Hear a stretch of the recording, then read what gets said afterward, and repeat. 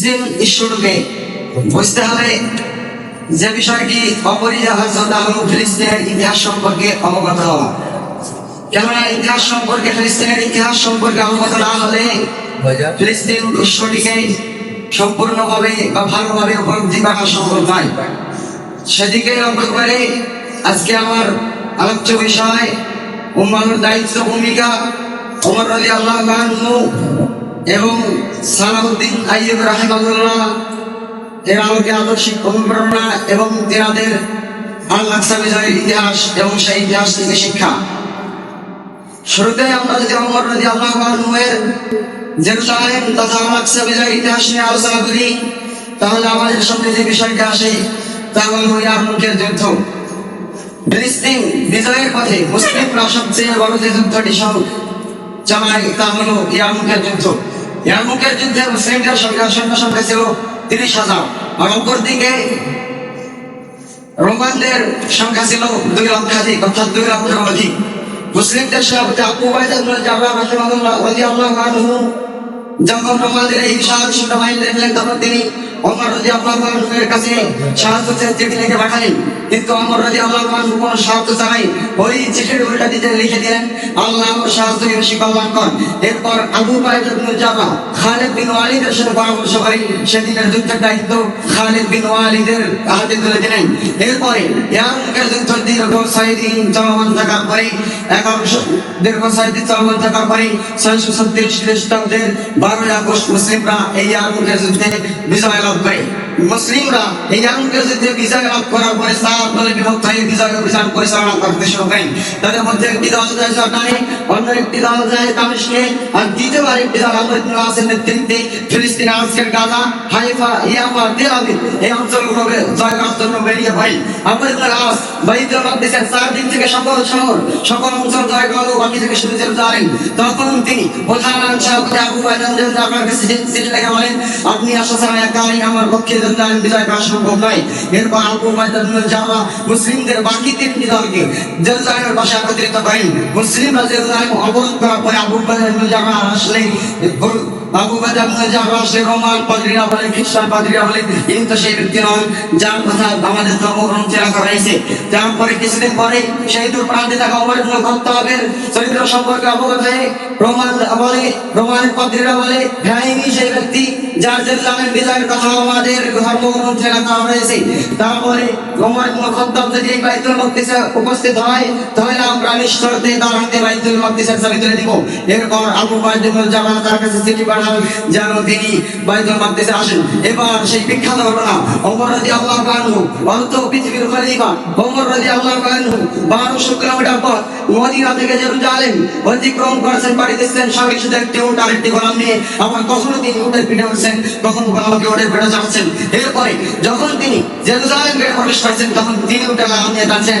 এমন পরিস্থিতি দেখে আবু উবাইদা ইবনে জাররাহ ওমর রাদিয়াল্লাহু আনহুর কাছে নিকট গিয়ে বলেন, হে আমিরুল মুমিনিন, আপনি উটের দড়ি ধরে এই জেরুজালেমে প্রবেশ করেছেন, আপনি কি চান না আমরা মুসলিমরা আপনাকে নিয়ে গর্ববোধ করি? ওমর রাদিয়াল্লাহু আনহু বলেন, আবু উবাইদা শুনে রাখো, আবু উবাইদা তুমি ব্যতীত অন্য কেউ এই কথা বলে আমি তাকে এমন শাস্তি দিতাম যা উম্মতে মুহাম্মাদের জন্য শিক্ষা দিত। আবু উবাইদা শুনে রাখো, আমাদের মতো নিকৃষ্টান জাতিকে, আমাদের মতো অপমানিত জাতিকে আল্লাহ তাআলা যে ইসলামের মাধ্যমে সম্মানিত করেছেন, আমরা যখনই সেই ইসলাম ব্যতীত আপনাদের সম্মান বুঝবো, আল্লাহ তাআলা আমাদেরকে পুনরায় অপমানিত করে দিবেন। এরপর ওমর রাদিয়াল্লাহু আনহু রোমানদের সাথে একটি চুক্তিনামা সম্পন্ন করেন, যা আজও ফিলিস্তিনের কিয়ামা গির্জায় সংরক্ষিত রয়েছে। এরপর ওমর রাদিয়াল্লাহু আনহু সাহাবাদের উদ্দেশ্যে বাইতুল মাকদিসের কাছে গিয়ে দেখেন যে তা ময়লার স্তূপে পরিণত হয়ে আছে। তিনি এবং সকল সাহাবী তা পরিষ্কার করেন। এরপর ওমর রাদিয়াল্লাহু আনহু আযান দিলে ওমর রাদিয়াল্লাহু আনহু ফজর সালাতে ইমামতি করেন। এভাবেই ইসলাম, এভাবেই জেরুজালেম ও আল-আকসা মুসলিমদের অধীনে চলে আসে। এরপরে 1090 খ্রিস্টাব্দে মুসলিমদের হাত ছাড়া হয় জেরুজালেম আল-আকসা। তারপরে মুসলিমদের ঘটে আসে আব্দুল চোখের বীর সালাউদ্দিন আইয়ুবী। দীর্ঘ 100 বছর পরে ক্রুসেডারদের হাত থেকে জেরুজালেম বিজয় করতে, জেরুজালেম উদ্ধার করতে তিনি সক্ষম হন। তো সালাউদ্দিন আইয়ুবী জেরুজালেম বিজয়ের জন্য যে যুদ্ধটি সংগঠিত করেছিলেন তা হলো হিত্তিনের যুদ্ধ। হিত্তিনের যুদ্ধে মুসলিমদের সংখ্যা ছিল 12,000 আর ক্রুসেডারদের সংখ্যা ছিল লক্ষাধিক। এই প্রথমে সালাউদ্দিন আইয়ুবী রাহিমাহুল্লাহ তাদেরকে ক্রুসেডারদেরকে মরুভূমির গভীরে নিয়ে আসেন। তারপর পূর্ব পরিকল্পনা অনুযায়ী তাদের চারদিকে আগুন জ্বালিয়ে দেন। একদিকে জুন জুলাই মাসে গরম, অন্যদিকে আগুনের গরম। যখন ক্রুসেডার বাহিনীর অসহ্য ক্ষমতার বাইরে চলে যায় তখন তারা নিজেদের শরীর থেকে বর্মগুলো ফেলে ফেলতে শুরু করে। আর এভাবে মহান আল্লাহর সহায়তায় মাত্র 12,000 সৈন্যের সামনে লক্ষাধিক সৈন্য পরাজিত হয়। সম্মানিত উপস্থিতি, ওমর রাদিয়াল্লাহু আনহু যেমন চেষ্টা করেছিলেন বাইতুল মাকদিসের রক্তপাত না ঘটানোর, ঠিক তেমনি সালাউদ্দিন আইয়ুবী প্রাণ চেষ্টা করেছিলেন বাইতুল মাকদিসে যেন রক্তপাত না ঘটে। ওমর রাদিয়াল্লাহু আনহু যেমন মাথা পিছু 2 দিনার করে নিয়ে সকলকে মুক্ত করে দিয়েছিলেন, ওমর আর সালাউদ্দিন আইয়ুবীও মাথা পিছু 10 দিনার করে নিয়ে সকলকে মুক্তি করে দিলেন। অথচ এই শহরে 80-90 বছর পূর্বে যখন ক্রুসেডার বাহিনী এসেছিল তখন তারা একদিনে 70,000 মুসলিমকে হত্যা করেছিল। এটাই ইসলামের প্রধানতা। সম্মানিত উপস্থিতি, ডক্টর সালাউদ্দিন আইয়ুবী এবং ওমর রাদিয়াল্লাহু আনহু জেরুজালেম এবং আল-আকসা বিজয়ের ইতিহাস থেকে আমরা যে শিক্ষাগুলো অর্জন করতে পারি, যে শিক্ষাগুলো লাভ করতে পারি, তার 1 নম্বর শিক্ষা হচ্ছে যে জেরুজালেম বিজয় করতে হলে আমাদেরকে সর্বপ্রথম শিয়া এবং মুনাফিকদের ব্যাপারে সালাউদ্দিনের মতো শিয়া এবং মুনাফিকদের ব্যাপারে সত্য অবস্থান গ্রহণ করতে হবে। তাদের বাতিল এবং ভ্রান্ত আকীদা থেকে মুসলিম সমাজকে রক্ষা করতে হবে। মুসলিম সমাজকে সঠিক আকীদার বন্ধনে ঐক্যবদ্ধ হতে হবে, কারণ এটাই সেই বন্ধন যা কোনোদিন শেষ হবে না। এটাই সেই বন্ধন মহান আল্লাহ যাতে বন্ধন দিয়েছেন। এই সঠিক আকীদার বন্ধনে আছে সেই বন্ধন যা পৃথিবীর প্রায় 150 কোটি মুসলিমকে শামিল করে। এই আকীদার বন্ধনে আছে সেই বন্ধন যা কোরআন এবং সুন্নাহর উপর ভিত্তি করে তৈরি হয়েছে এবং যা হালাল ও হারামের প্রতি উত্তরণ করে। এজন্য মুসলিমদের জন্য আনুগত্য জাতীয়তাবাদ কিংবা সামাজিক কোনো সম্পর্কের উপর ভিত্তি করে ঐক্যবদ্ধ হওয়া সঠিক নয়। কেননা জেরুজালেমের পুরো বিষয়টি ধর্মীয়, তাই জেরুজালেম কেন্দ্রিক, তাই ফিলিস্তিন কেন্দ্রিক সকল পদক্ষেপ হতে হবে ধর্মীয় কারণে এবং মহান আল্লাহর সন্তুষ্টির লক্ষ্যে। জাতীয়তাবাদ কিংবা গণতন্ত্র দিয়ে জেরুজালেম বিজয় করা সম্ভব নয়। দ্বিতীয়ত শিক্ষাটি আমরা অর্জন করতে পারি, তা হলো জেরুজালেম বিজয় করতে হবে আমাদেরকে দুনিয়া বিমুখ হতে হবে এবং দুনিয়ার ভাগ থেকে মুক্ত হতে হবে।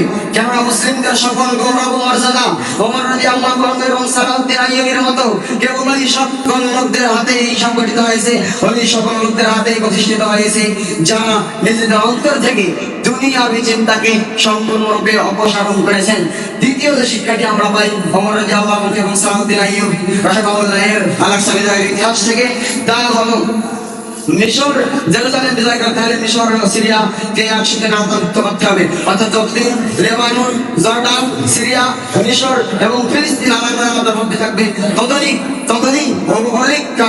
ভৌগোলিক সংক্রান্ত কারণে ফিলিস্তিন বিজয় করা, জেরুজালেম বিজয় করা এক প্রকার সম্ভব।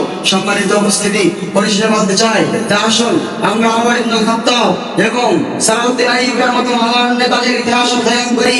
কেননা ইতিহাসে আমাদের সামনে উপস্থাপন করে অনৈক্যের ফলে নানা চিত্র এবং ঐক্যের ফলে নানা মনোমুগ্ধকর দৃশ্য। পরিশেষে এই মুবারক আমাদেরকে বলতে চাই তারা যেন সালাউদ্দিন আইয়ুবীর মতো অন্তত আরেকটা সালাউদ্দিন আইয়ুবী জন্ম দিতে পারে। পরিশেষে এই যুব সমাজকে বলতে চাই তাদের মধ্য থেকে যেন অন্তত আরেকটা হলেও সালাউদ্দিন আইয়ুবীর আবির্ভাব করতে পারি। সম্মানিত উপস্থিতি, আমরা আল্লাহর কাছে দোয়া করি, আল্লাহ আপনি আমাদেরকে সঠিক পথ দেখান, আমাদেরকে মৃত্যুর পরিকল্পনায় তৌফিক দান করুন, আপনার নিষ্ঠাবান মুজাহিদদের অন্তর্ভুক্ত করুন। নিশ্চয়ই আপনি সব বিষয়ে সর্বশক্তিমান। আসসালামু আলাইকুম ওয়া রাহমাতুল্লাহি ওয়া বারাকাতুহু।